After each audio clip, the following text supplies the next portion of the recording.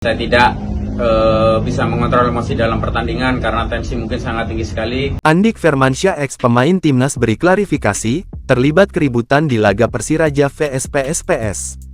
Ex Persebaya Surabaya, Andik Firmansyah klarifikasi setelah terlibat insiden dalam laga Persiraja Banda Aceh vs PSPS Riau di lanjutan Liga 2 2024/2025. Dilansir tribunwow.com, video klarifikasi pilar Persiraja Banda Aceh itu tersebar luas di jagat maya dan menjadi viral.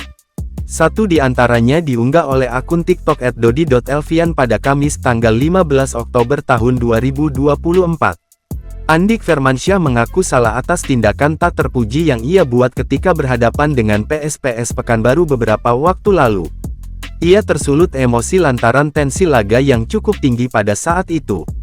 Saya Andik Firmansyah, tanpa mengurangi rasa hormat saya memohon maaf sebesar-besarnya kepada seluruh keluarga besar PSPS maupun pecinta sepak bola Pekanbaru, saya mengaku salah. Saya tidak bisa mengontrol emosi dalam pertandingan karena tensi mungkin sangat tinggi sekali.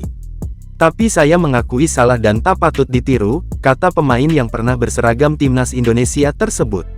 Selain itu, tak pernah terbesit dalam diri Andik untuk merendahkan PSPS Pekanbaru serta suporternya. Saya akui pemain PSPS sangat luar biasa.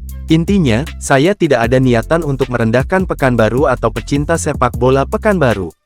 Saya menghormati semua pemain dan penggemar sepak bola Pekanbaru, lanjut Andik dalam video klarifikasinya.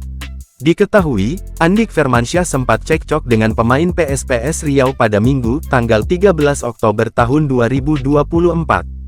Saat laga memasuki menit ke-71, terjadilah insiden yang membuat seluruh stadion mengalami kericuhan. Kericuhan tersebut bermula ketika Andik Firmansyah berbenturan dengan satu di antara pemain dari PSPS Riau.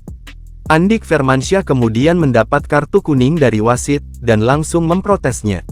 Di tengah protes itu, Andik Firmansyah menoyor kepala pemain PSIS Riau, Ilham Fato, hingga tersungkur.